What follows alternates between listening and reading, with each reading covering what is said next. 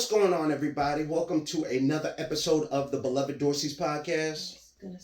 What's going on, everybody? Hey, guys. Welcome to another episode of the Beloved Dorsey Dorsey podcast. We are your hosts, the Beloved Dorseys. I'm Justin Dorsey. I'm Imani Dorsey. We are not professionals. We are just people that enjoy talking about our lives, love, family, sometimes the spicy sex things. Relationships and feelings and emotions. Oh, man, all the feelings, all the emotions. All the feelings. All the things. As always, we like to shout out our number one sponsor, Black Girl Blessed Handmade Polymer Clay Earrings. Yeah. Check me out. So we are, I guess this is going to be our new segment is going to be the recap is pretty much how we're going to start out because we seem to always have things going on in our lives. How do you want to start the recap? Because I think we had a lot of things that happened. So many things happened. A lot of things happened. So many things happened. We had Mother's Day and all that, but before or in the process of celebrating Mother's Day, did we have something happen before Mother's Day? My mother had a birthday. Your mom's birthday. We weren't there. Your sister graduated. Kyla definitely did graduate then she had a from birthday. College. She did have a birthday. My mom had a birthday party. Before we got to that, though, when we were... Oh, no. Well, we'll get into the recap later. We got to do the Laughing Lessons. Yeah. So, Laughing Lessons is where we talk about a funny of the week and also stuff we learned. My funny of the week, I can't remember what store we were at. We were somewhere. And as usual, I am letting my wife in the car. And as she's getting in the car... It's been very inappropriate in public. Whatever. It's my wife. I'm letting her know I appreciate her. So as she's getting in the car, I got to just help her in there. Just give a little pat. Help her on in the car. And some elder lady was passing by in her car. And she said, you see, I tell my son, make sure he does that or whatever. I said, you tell your son to slap his wife on the butt? And she was just like, to open the door. I was like, yeah, that too. I was slightly embarrassed, but also, I don't care. It's my wife. I'll slap her butt again. It's literally like that any and everywhere. Mm-hmm. Any and everywhere. It does not matter who was there. He just...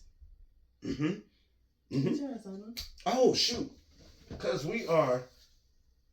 the Beloved Dorseys. We are on air live.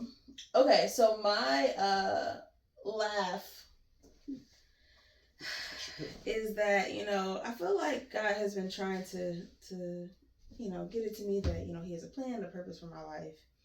So much so that He needed me to know that I was chosen. The chosen one. So I am, what was it, Sunday? Mm-hmm. Whatever day it was, Don't ask me about cleaning my office, sweeping the floor. Side note, don't paint your floors orange. It does not end well. Because the floors were orange? You're blaming this on the floors being orange? No, they got all scratched up. They look kind of crazy now because they show everything. Okay, yeah. So unlike a gray or black or something. We needed a gloss or some kind of protective coat over it. It's not too late, but it's also too late. But anyway, so I'm cleaning or whatever, blah, blah, blah. And it was something on the floor. I don't know if I dropped something or went to go reach for it or whatever. You wanted to pick it up bad. But no, I feel like when you go to pick something up, you're not like moving really slow. You pick it up and you keep moving. I'm in a groove. So I reached down to pick something up and pop myself in the forehead with my pasta machine. I use a pasta machine to make clay earrings, and so I have this lovely reminder that just like Harry Potter, I too am chosen. That baby, Money said she screamed when it happened. She did not scream because I let me tell y'all something. I know my wife. She yells and makes noise as much as you talk about me. She makes noise all the time. She has random outbursts. This yell was not even half as loud as she sings songs sometimes when she just randomly decides to outburst and stuff. Hold on. So I'm in the back and I'm like, oh my gosh. Again, could literally be anything. I was like, you didn't hear me yelling back there? He was like, I did, but I didn't think you were hurt or anything. You do this all the time. You would be watching something. I'm like, yo, what's going on? Man, I saw this thing on social media. That's crazy. Lies. Look at this. I'm like, lies. Girl. Lies. But anyways, when there's I got bugs, hurt and he didn't check on me. If it's a bug, he didn't come save me. If it's a bug. No. If it's a bug, he should come save me. It would be totally different because you are way more. It's way more scream. It's way more help. It's way more panic. Even if it's not super loud, definitely a different panic. So I'm listening. Sorry, I was to trying to get my bearings after. You be frustrated. You're doing something and you didn't make it the right way, and you're making noise. It was at that level. It wasn't loud. I'm dying, help me. Loud. It was loud. It was just like she did it. Oh man. I was like, what's she got going on? You didn't even come check on me. You weren't doing anything. Sitting there. Our lesson of the week is be aware of your surroundings. that's you got jokes, huh? My husband thinks because he started doing comedy, he got jokes. Nah, that was once or twice. You did it 3 times. Anyways, so our recap for the weekend. It started off going to this past week. No, that was last week. I said my sister's graduation and stuff. That was last week. Mm-hmm. Have we had an episode since then? Mm-hmm. Really? That's crazy. Okay, so then we had the graduation. No, we did because that was like we did the graduation. We went up. Yeah, that was a while ago. So, I feel like we did. Probably talk to them about it. We were at my mom's house because I did a vending event this week. We did vending. Mm-hmm. Had a vending event. Yeah, Odin Brewery. It was lit for Black Girl Blessed because it was like all the 5 people that patronized. It was like 7. Okay, sure. Let's go with 6.5 people that patronized the event. And it's not like people don't come to this place. They just didn't set the scene well. They didn't have live music going on until the last hour. The music that they had, it was like off of cell phone speakers because it was so quiet. I didn't hear it. Yeah. You could barely hear it. Everybody outside was starving because it's a brewery. They have beer, but there was no food trucks. And I think the food trucks are coming later. But God loves her. She is the chosen one.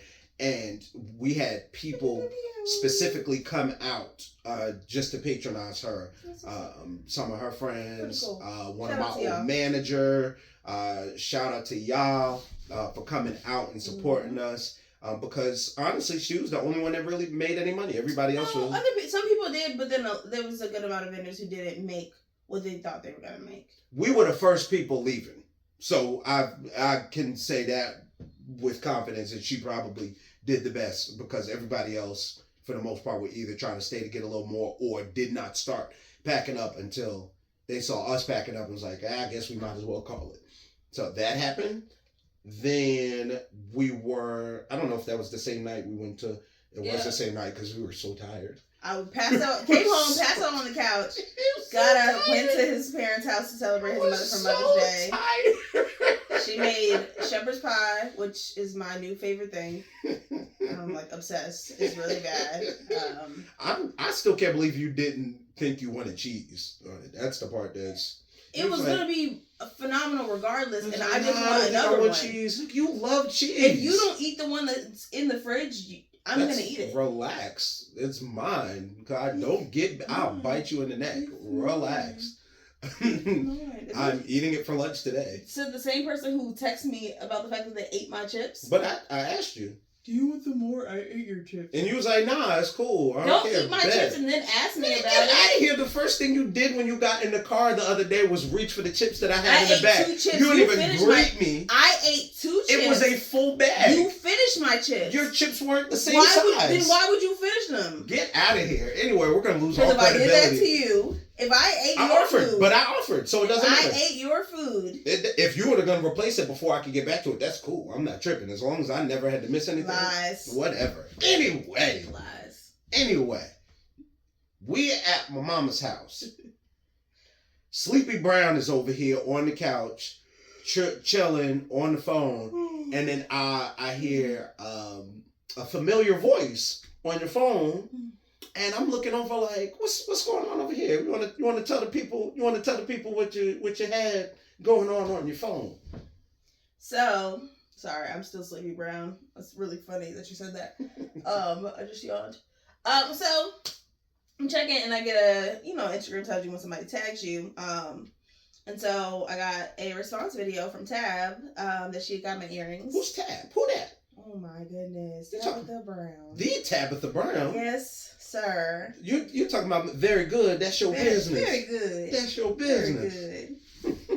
That was really awesome. I think I wrote it in my caption or I wrote it somewhere, but I don't do a lot of like, oh my gosh, this person is so famous. And yeah, I admire people for their boldness and I admire people for their influence, especially when they're doing something that I want to do or that I am nervous about doing. And so Tab is definitely one of those people where it's like, she's really amazing. And not because she's doing anything that I can't do, but it's because she had the boldness and the confidence to step out and do the things that she desired to do, but also the things that I desired to do one day or be like one day. And so it was really, really awesome.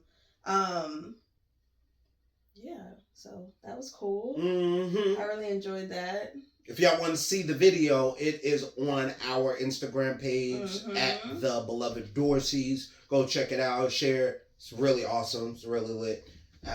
So that was also shout out to Tab because that really blessed me in sales. So. Yeah. Oh, Lord to God. Yeah, by all means, shout us out again, please, because what you don't know, she's the new face of Black Girl Blessed for a little bit.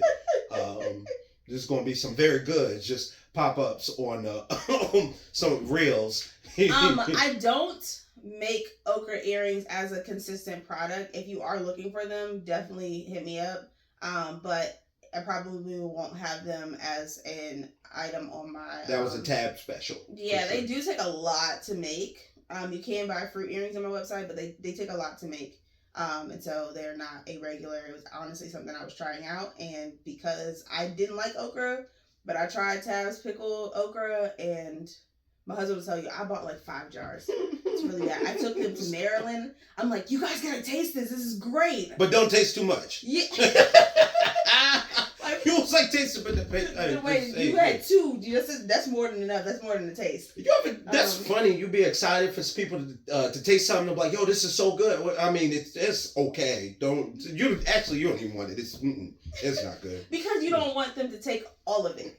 Like, go get your own. I want you to taste this so you can be excited. Like I'm excited, but this is not. I didn't bring you some. I brought you a taste.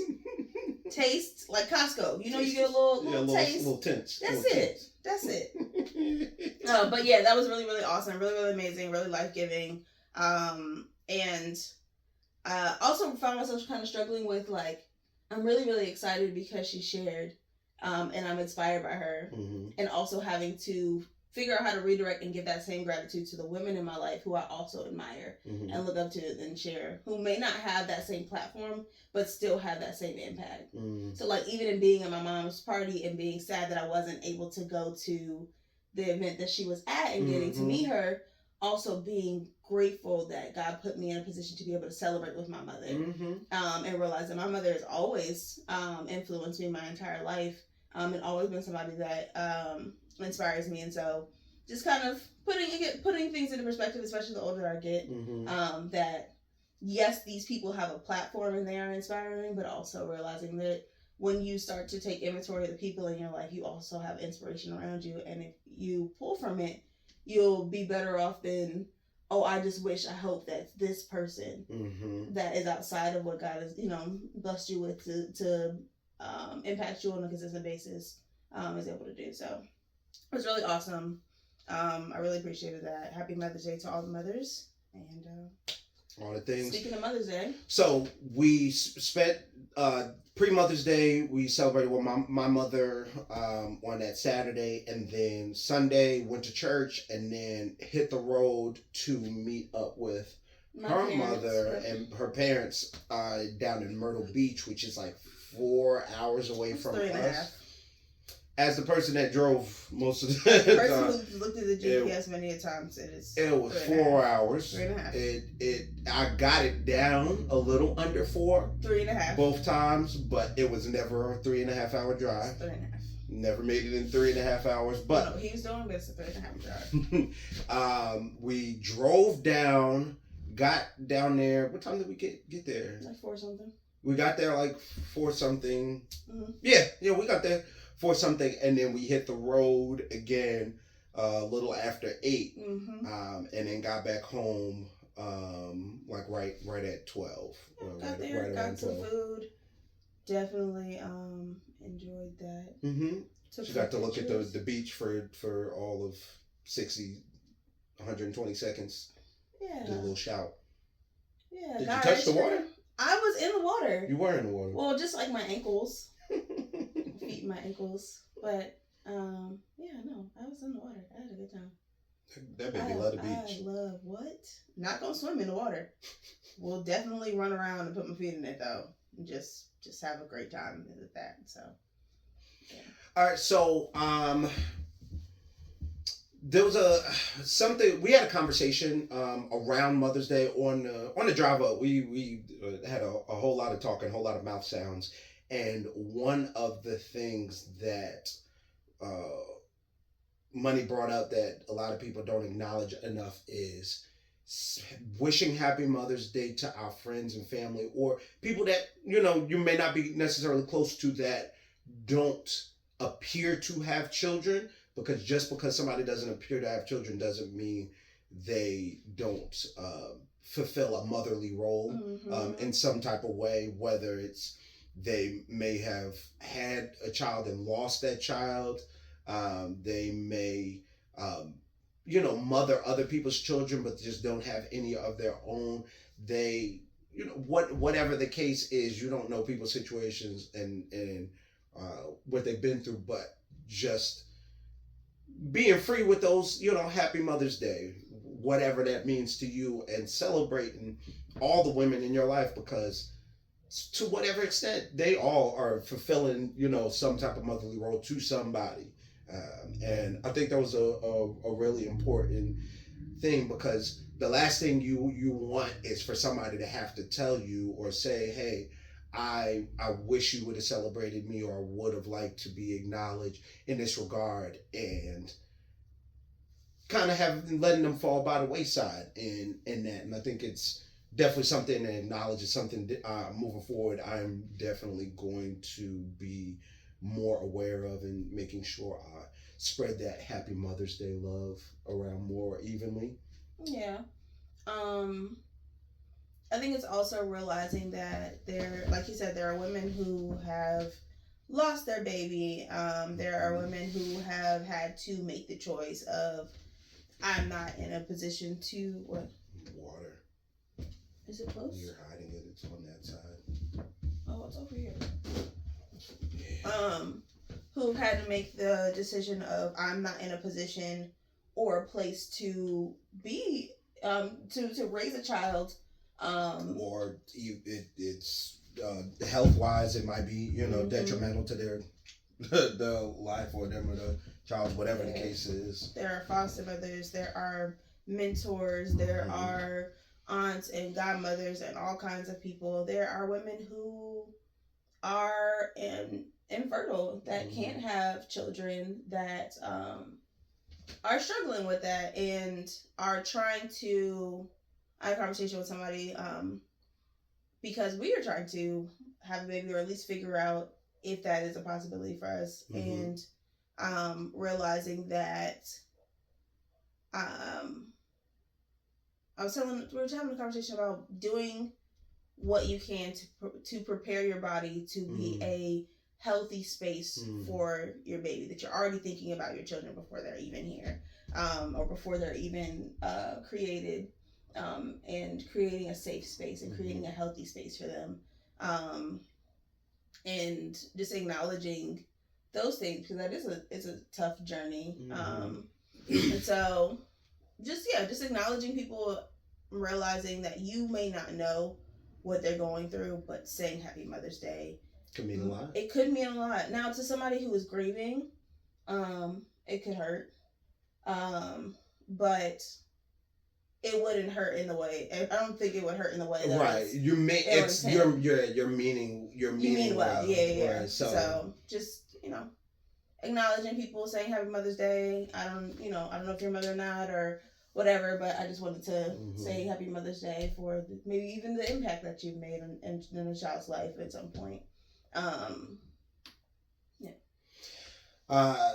And on that Mother's Day topic, while we were out to dinner at this reasonably nice and slightly overpriced place, we were talking with I was talking with my mother-in-law and father-in-law about somehow we got on the topic of parenting, because I guess we were talking about Mother's Day stuff and parenting, and we were talking about how Money and I desire to implement gentle parenting, which I don't. You'd have to give what the overall definition of it is, but it is a more conscientious form of parenting where more conversation led, as opposed to just reacting out of emotion, which is things that we both experienced a lot growing up. It's not called gentle parenting. I feel like what we were talking about wasn't called gentle parenting. Yeah, there's another name. Destiny and she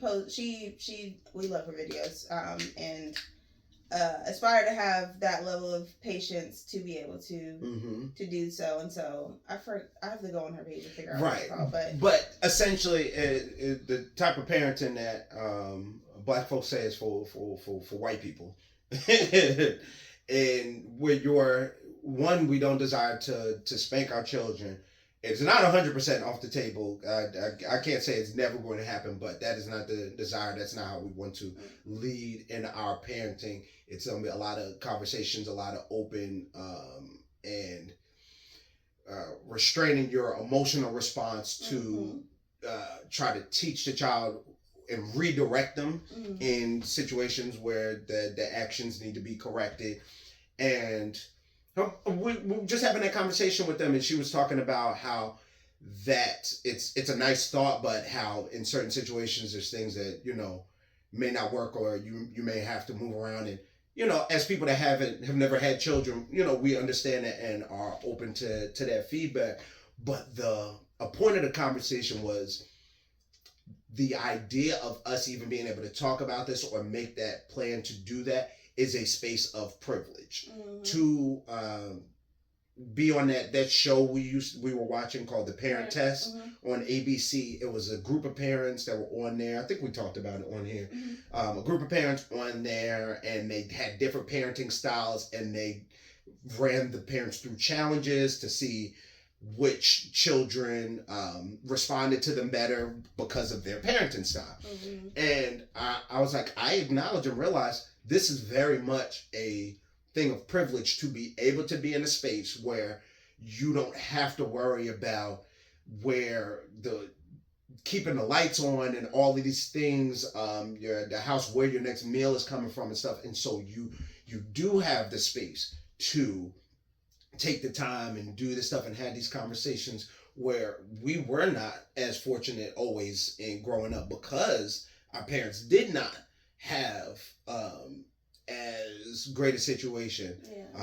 I didn't grow up in a space where we didn't own our home or have a space where we could be settled like that, and we had other things. My parents had other things they had to worry about than being able to I'm going to be creative with my parenting and do this. Yeah, and then my mom has raised me by herself my entire life, and so even in that instance, and having to be the only parent, and being the person that is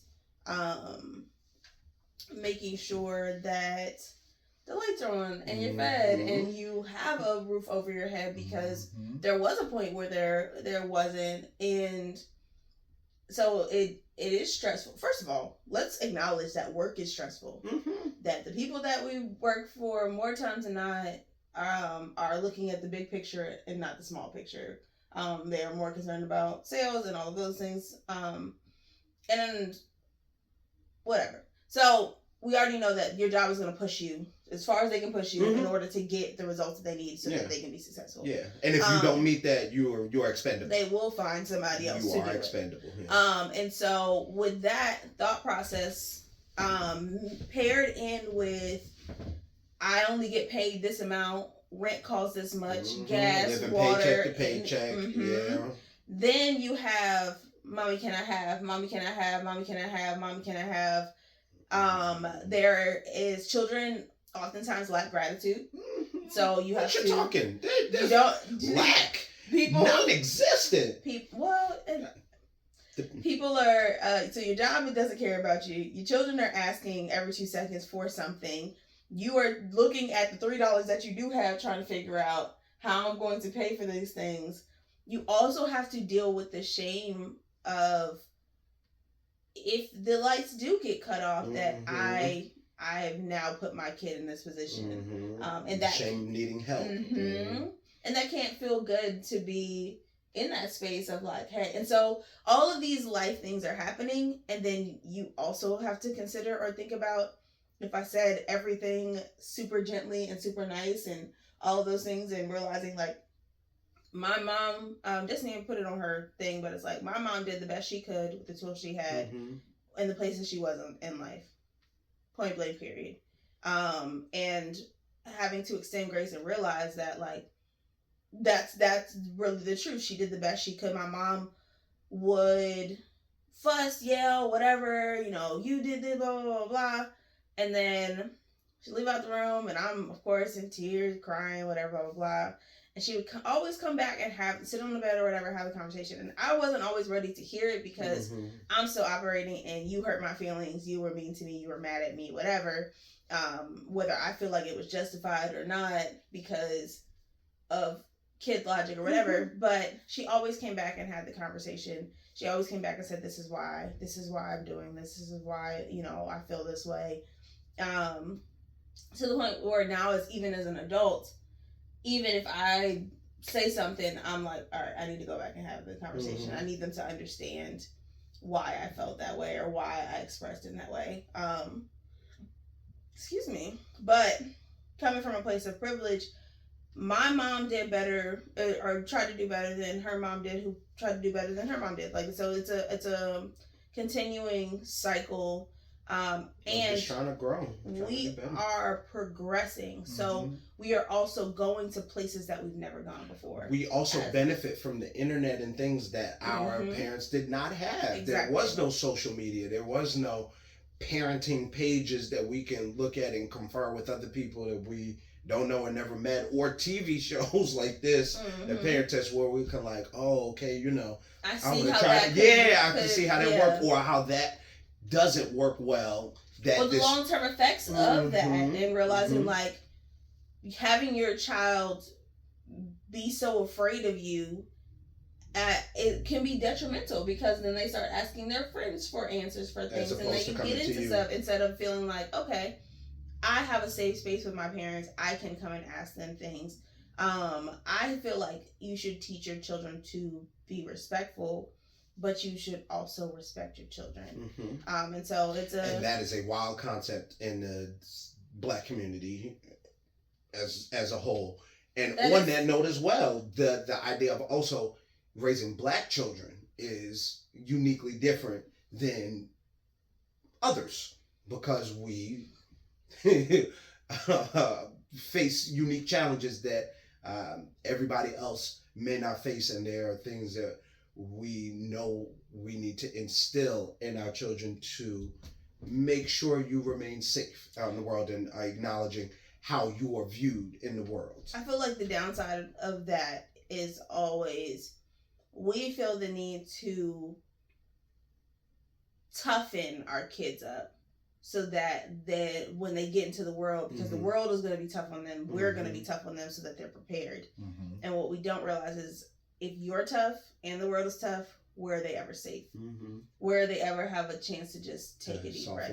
I feel like you can still teach those lessons and help them to understand that you can't just do any and everything, and that all of those lessons that need to be taught, but also give your kids a soft space to land, and a soft space to be able to say, hey, I'm scared, or hey, this bothers me, or hey, whatever.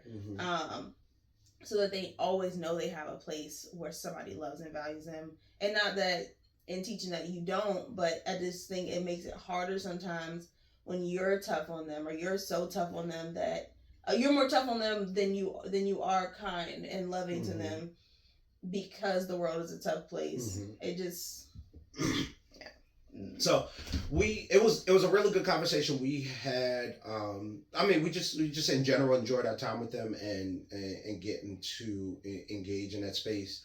We also touched on a topic about expressing emotions, because my father-in-law very much is similar to me in how we respond to situations. We like to joke a lot and not always engage emotionally or in depth. It's a defense mechanism. It is something I've done my whole life, and it is something I've been trying to unlearn or work through as somebody that has started going to therapy and learning the importance of emotions and blah blah blah blah blah. But one thing I give my wife a lot of credit for this is our ability to work through, or sometimes even bypass, what could be big arguments. There's been multiple times where we're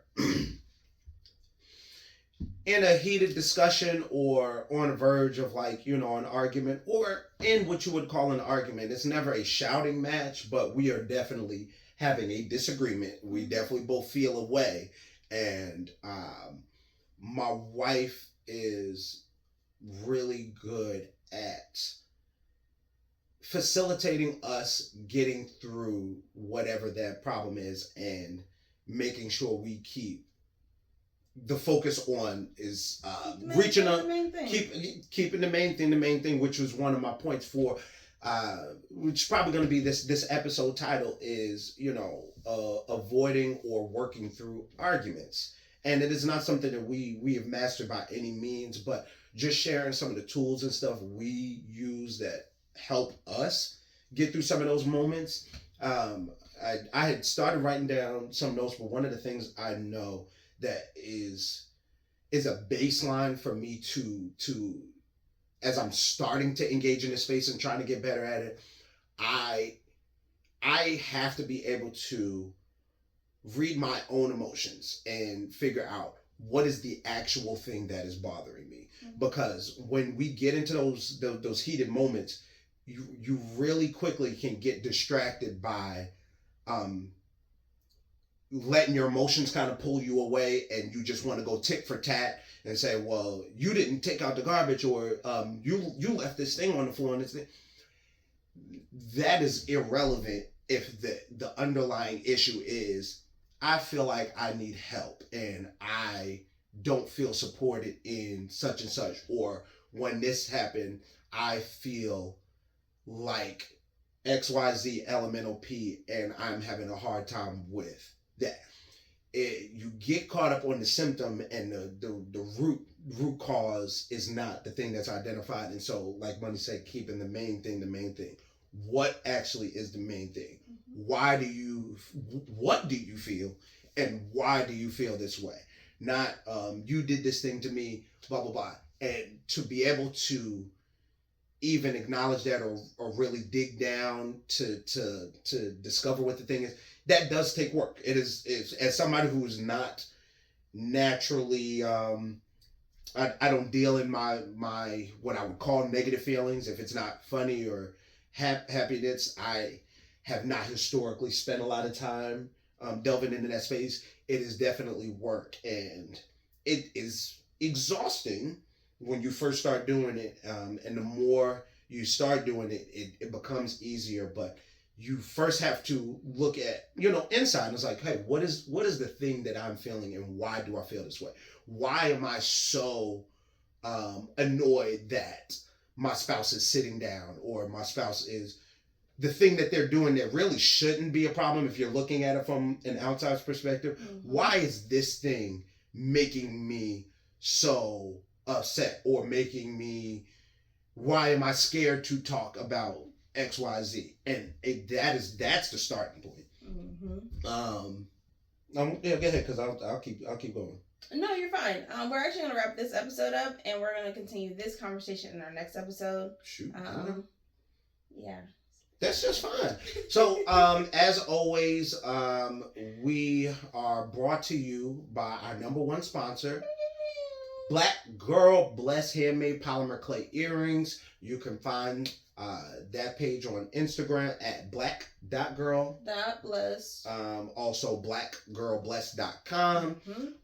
Our joint page, which you can find all of our things and all of our associated links at the Beloved Dorseys on Instagram. You can also follow me at black.girl.blooms, as well as my mentor page, which we'll be getting up and running and moving that program very soon, which is the BU Collective.